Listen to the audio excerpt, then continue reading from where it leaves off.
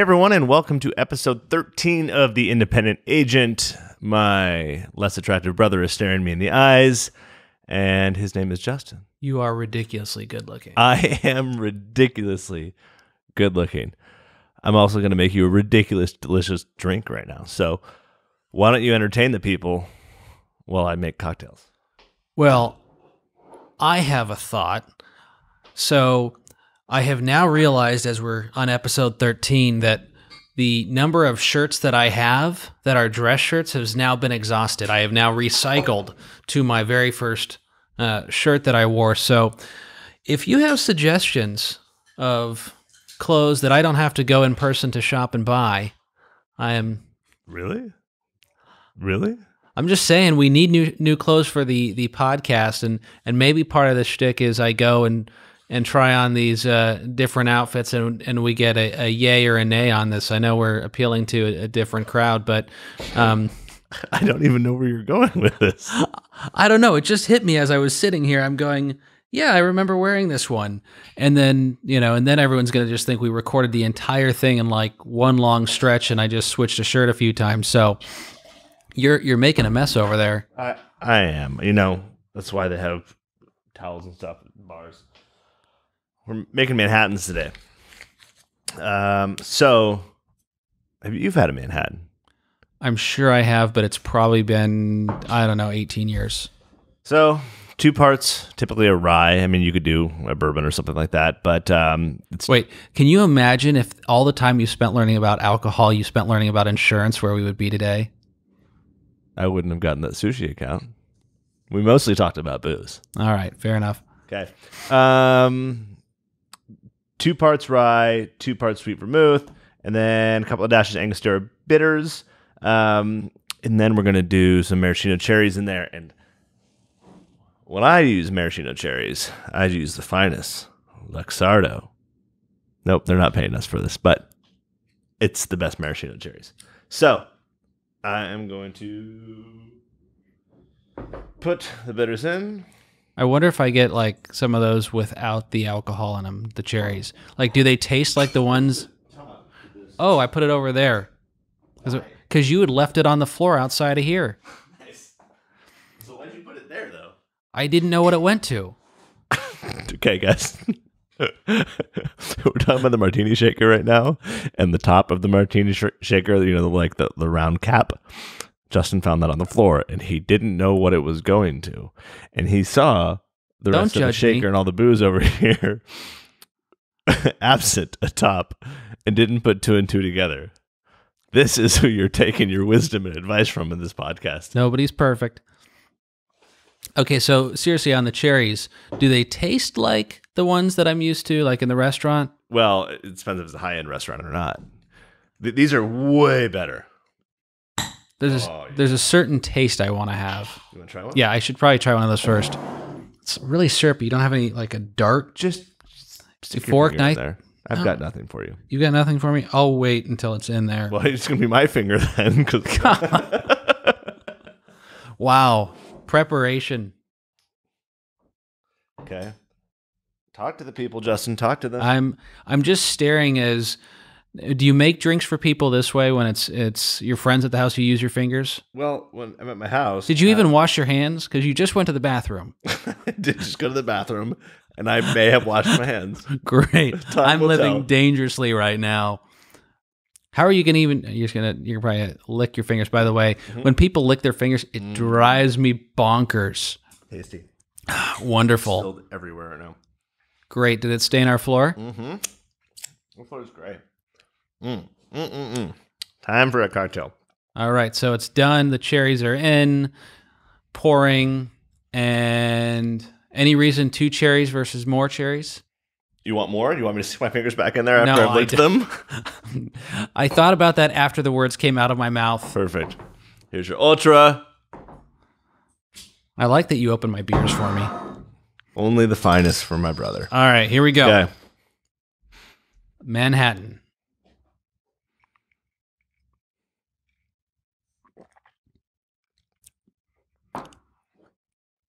All right, I got a little nervous in the beginning, but Okay. better than last week's. The Negroni? Yeah. But still, I don't know if it's for me. It tastes almost like there's cinnamon in there, like I'm having cinnamon bread. Like I see what you're going. Actually, I've never thought about that. I wouldn't say that you're inaccurate with that. There's yes, like a my palate like is a, growing. like maybe like a hint of nutmeg or something like that. I have a very advanced palate. It's a really good Manhattan. All right. I could bartend if this fails. Yes, I'm sure health services would love you to bartend. All right. Your fingers in the cherries. Here's our first question. Dealing with my least favorite topic. Justin doesn't like money. I didn't do well in accounting. Let me explain how I got through accounting in college. I gave golf lessons to my accounting 250B professor. Merle? No, that was 250A. Oh, okay. Yes. Lots of stories there, but I was so inept that we had a group project, and you know how when you're in Excel and you have a number of sheets, I didn't realize there was a number of sheets, and I was tasked. The one job I had, because I was that terrible, was to print out the 5 sheets on the Excel file and bring them to the presentation. Well, I didn't realize that there was sheet 2, 3, 4, and 5, and I just brought the 1. So the one job I had, I failed. That's how good I am at accounting. Hence why I let Ladies you and do this. gentlemen, the people that you are taking wisdom and advice from do not know about multiple tabs and spreadsheets. I do now. This is helpful. All right, here we go. Our agency doesn't share financials with us, and I think it's so he doesn't have to justify not giving raises or bonuses. What is your position on this, and what does your agency do? Justin talks Enneagram all the time. My inner 8 is wanting to say so many. I'm trying to tone it down right now. Respectfully to the person who wrote this, the owner doesn't have to justify anything to you. The owner can do whatever the owner wants. It's their company. End of story, right? If they want to show you 0, they don't have to show you anything. There's nothing that puts any mandate on them sharing financial information with you. That said, we do share financial information with our staff. We share top-line financial information. I don't know that it's, well, for 2 reasons. One, it's really none of their business, in my opinion, how much the company profits. Because you can put 2 and 2 together, and then it shows what our compensation is, and they don't need to know how much Justin and I are taking home. The second reason is they don't understand the financials. I don't mean that to be derogatory, but like, I don't know the financials. but they don't understand all the ins and outs of them, and I don't want to sound condescending, but I took finance courses. I did all these things. I didn't understand them until I ran a company for a decade, right? Like it's not a. They have so many, which is honestly an argument to not even share like top line financials, because let's say your agency's does $5 million a year. They might assume, well, I make 50 or 60 grand, and there's 10 of us in here plus a little rent. The owners are making $4 million a year, which is not the case, right? They don't understand margins and balance sheets, and the way you depreciate and amortize different components of the balance sheet, and they'll never understand that. So to our person who wrote in, I know Justin will be much softer with you. I'm sure he's much kinder. They don't share that with you because they don't need to, and they shouldn't. Your bonus shouldn't be based on the bottom line, because they're in control of the bottom line, right? Your bonus should be based upon growth or any other metrics that have been set by your agency. Whether, for instance, I'm all over the place.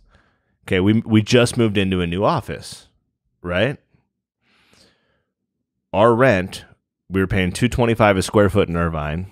We moved to, it got up for renewal on the 5-year from $225 to $345 a square foot, right?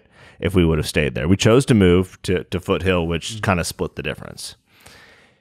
If we would have stayed there, should the account manager have been penalized, even if they had good performance, or the producer, whomever, because rent went up? No, it's not relevant to their job function, right? Or the fact that Justin and I love golfing, and it's our favorite thing, hence the Ryder Cup conversation we had last week. In our new office, we put a golf simulator and a putting green in there, right? Should they be penalized because Justin and I decided to put this in the office and it affects the balance sheet? No, they shouldn't.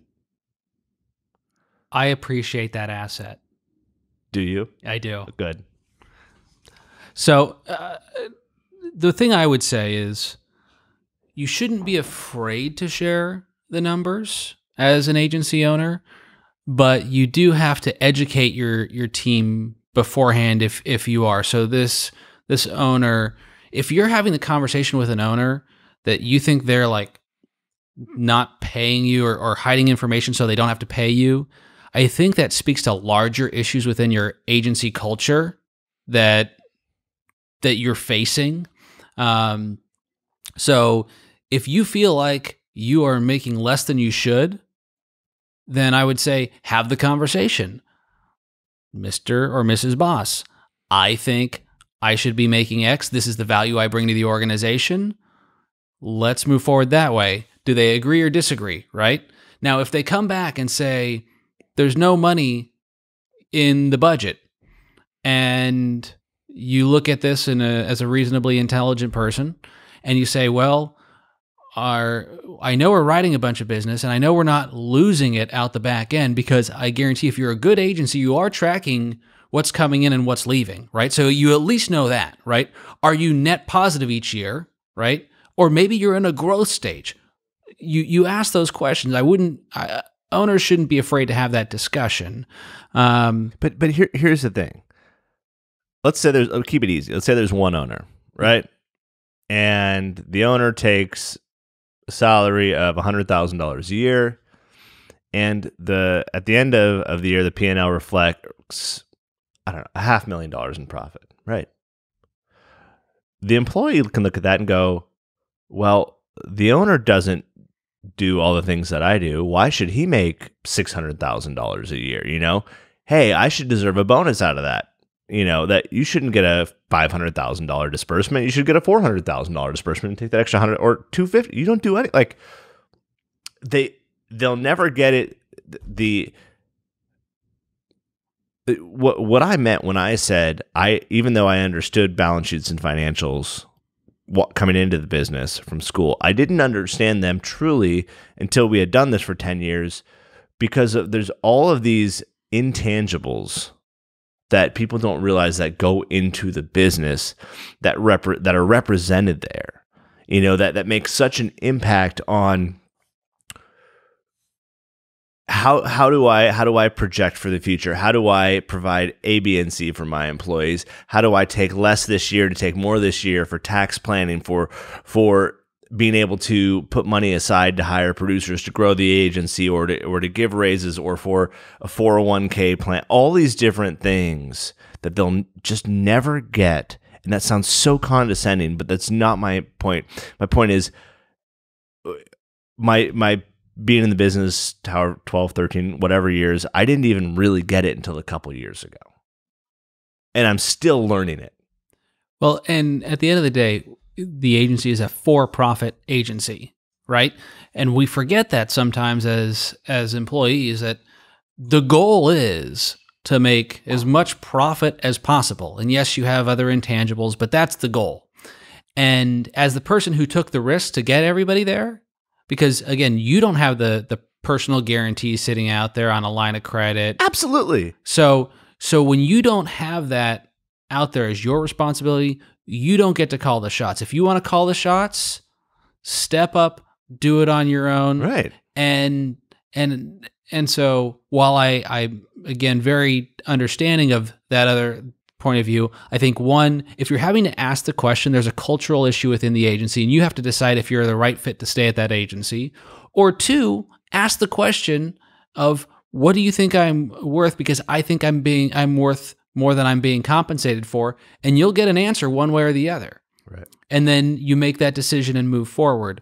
The other thing that we've experienced with having two companies, right? With our training company, anytime we work on something on Goodman, we're taking away time from our training company and vice versa. And it's difficult for those on the training company side to understand that we have an obligation to both, right? There's a finite number of hours in the day.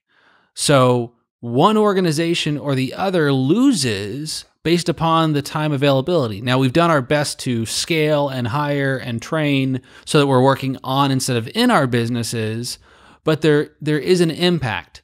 And so those type of things are difficult. And I know there's a lot of agency owners that have they're entrepreneurs, so they have their feet in, their toe in more than one swimming pool, if you will. So they're testing things out. So if you want to really know everything, have all the details, either one, start your own. Two, ask the question, but be prepared that it's none of your business unless they share it. Three, if you're really like, this is where I want to be, you could always come back to them and say, I'm so committed, I want to invest in this company and become a shareholder of this company, and then you have a right to information. Now, in a lot of agencies, that's not a practical solution. It's not. I'm just saying, in a lot of places, you have options, but it doesn't come down to the employee telling the employer what they need to release financially. But if you want independent information, it's out there what the average profitability is. There's what's the above average profitability, right? The high performers, the low performers, you do the math in there.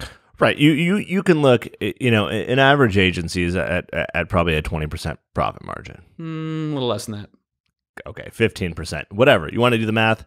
So if you guys do $1 million in revenue, it's $150,000 in profit. You got the numbers there.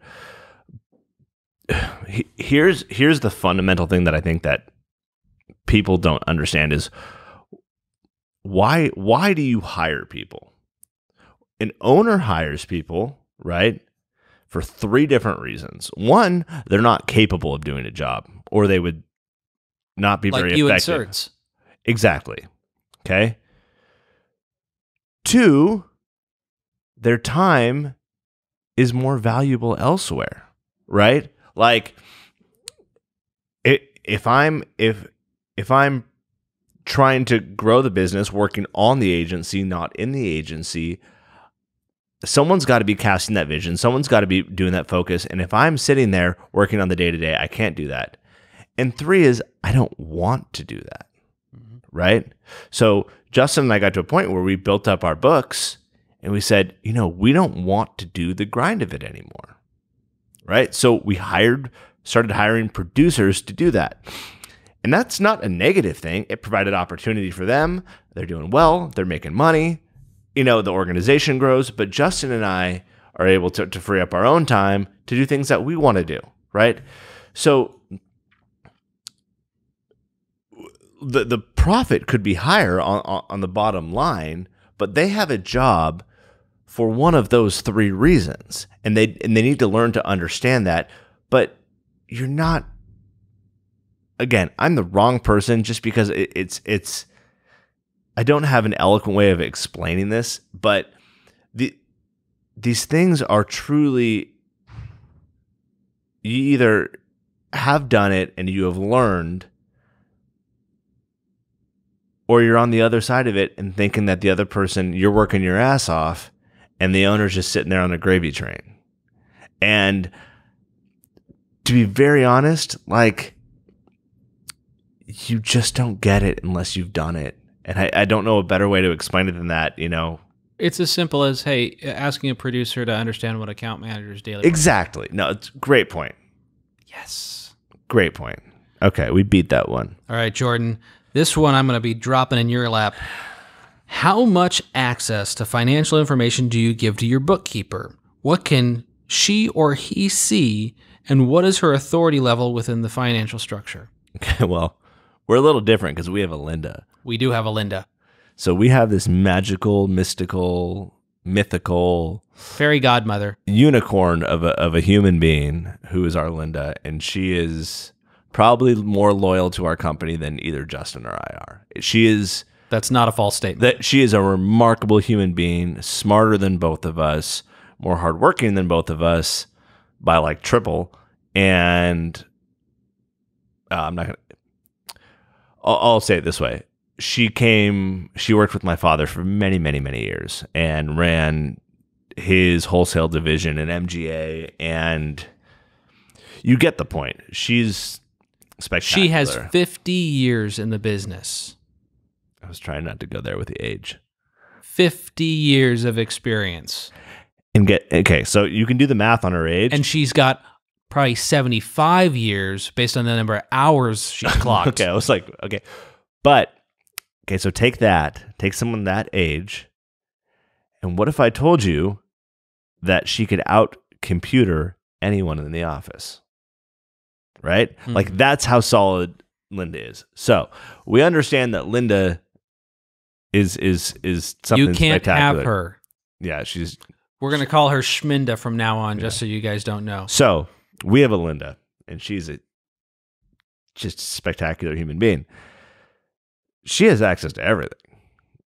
I mean, I run the payroll just because I do. So she sees it as a lump sum. But she has the P&Ls, the balance sheets. She's smarter than me. She knows what the hell they mean, right? Like she gets it all. So she's able to look at. She doesn't know what our salaries are, but our salaries relative to profit are a fraction. So she gets what's going on. She has access to everything. She's pretty much autonomous. And wait, just for a point of clarity, you asked about a bookkeeper. We told you about our Linda. She is far more. Gosh, yeah. So because she's a magical, mythical human being, she does like 8 roles. One of which is bookkeeping. That's probably the most. I don't want to say insignificant, but like she does way cooler stuff everywhere else in the organization. Yeah. So, and I think you have to have a certain level of trust with whomever's there, but trust but verify. And why don't we tell Linda's story? Okay. Yes. So this is Linda, and I swear to you people, she is the best thing on the planet. So this is at our old office, and we had a cleaning crew that comes in the office every day. And Linda is in charge. She handles all of it. So we do like once a week, Amazon, well, probably 4 times a week, Amazon will show up at the door at the office with snacks and drinks and all those kind of things. And so we have 7 different types of flavored water in our office. We do. We've got a lot of preferences. We understand that not everyone could do those kind of things, financial reasons, whatever. If you can do it, we basically tell our staff, whatever you want, snacks, drinks, whatever, just tell Linda and we'll have it ordered. It doesn't cost them anything. We just take care of it for them. So Linda, one week, she takes all of the snacks and all things, and she lays every night. She takes them, pulls them out, sets them up for everyone. In addition to bookkeeper, she's also office manager / director of operations / computer guru. You can't have her. Yeah. And so she'll like reline up all the candy bars or healthy bars or whatever they are, and then all the Perriers and all the waters and all the things in the fridge. She notices that a case of Arrowhead water, a $4 case, $3.99 case. That's weird. There's one of those that is gone. Mind you, we have 24 cases in the Right. office. They're just sitting there in just a giant pile. And she goes, She starts going around the office. She starts coming in on my dad, my father, who, again, you guys don't know the office, but my dad is like Grandpa Steve around the office, and he is, He's loved by everyone, and he obviously built this thing, right? And Linda worked for him for years and years, or worked with him, forever. She starts accusing him, like, Steve, have you taken these waters? And he gets put in a corner. Dad starts feeling anxious. He goes, Linda, I never took home any waters, but I'm going to tell you, I took home a ream of paper the other night without telling you. I think the boys are going to be okay with it, etc. Okay. Fast forward a little bit. She's like, no, this water is missing. Someone's doing it. She starts seeing candy bars starting getting missing too, because she lines them up evenly every night, right? So she's going, where are these going? Where are these going? Come to find out, cleaning crew, she catches doing it. She reaches out to the cleaning crew company. They do it. The cleaning crew gets fired from the building because their people were stealing from all kinds of units and all of that.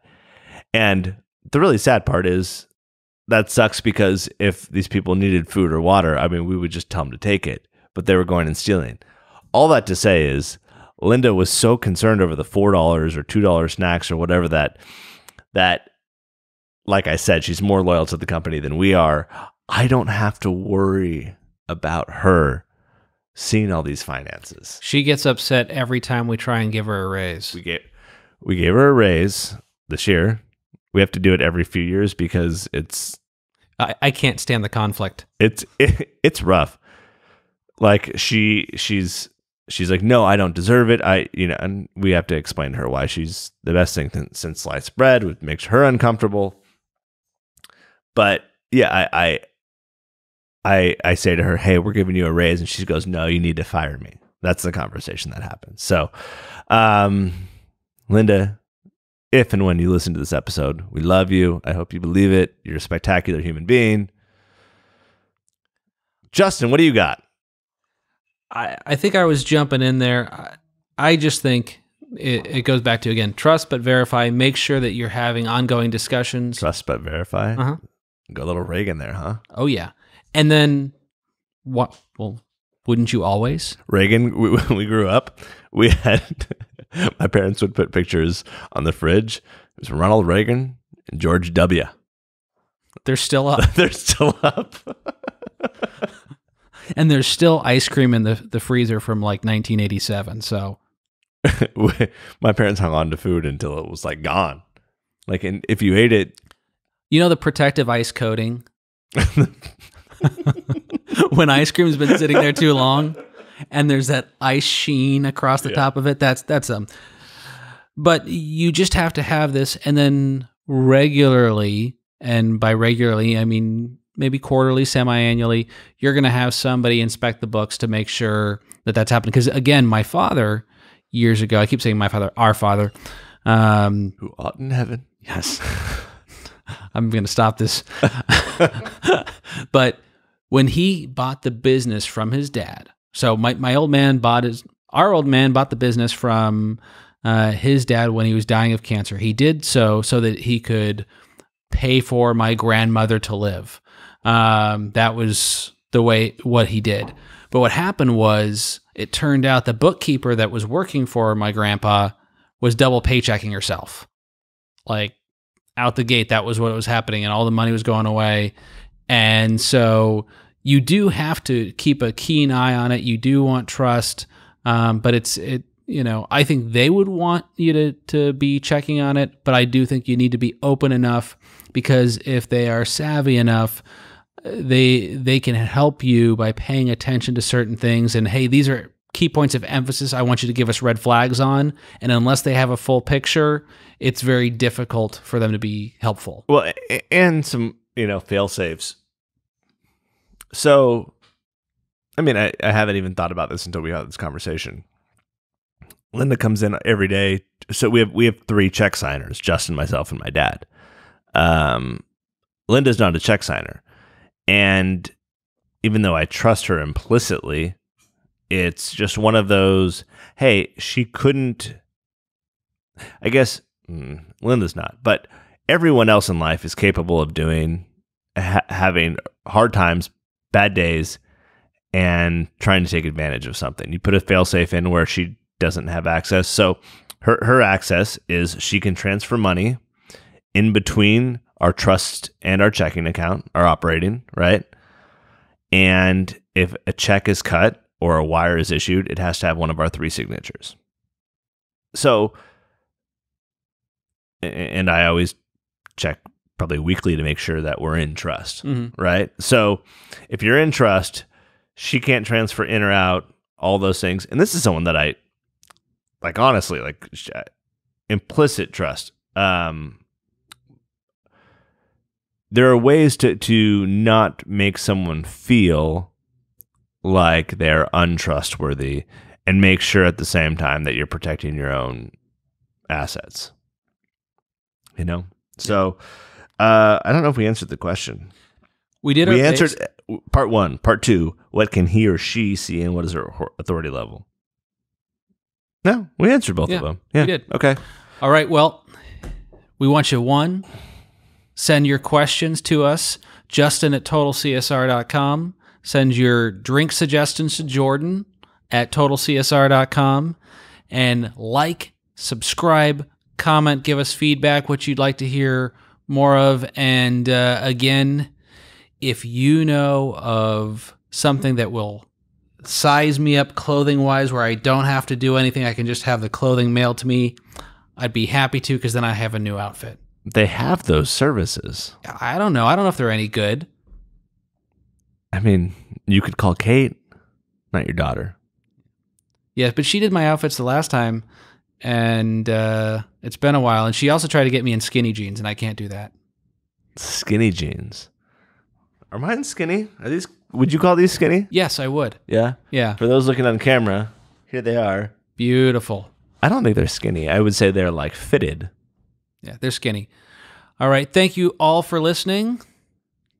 Have a blessed day. Cheers.